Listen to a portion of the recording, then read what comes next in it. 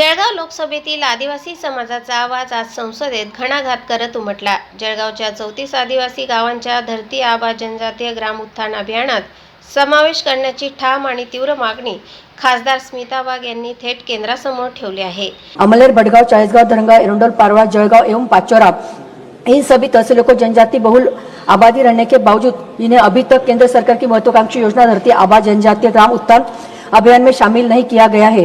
माननीय महोदय, यह अभियान हमारे आदिवासी समाज की शिक्षा, स्वास्थ्य, आजीविका, सड़क, डिजिटल कनेक्टिविटी जैसे मूलभूत अधिकारों से संपन्न करने का ऐतिहासिक प्रयास है।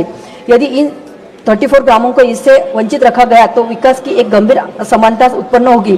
आता सगळ्यांचे लक्ष केंद्राच्या भूमिकेकडे। आदिवासी समाजाच्या उन्नतीचा हा प्रस्ताव सरकार मान्य करते का?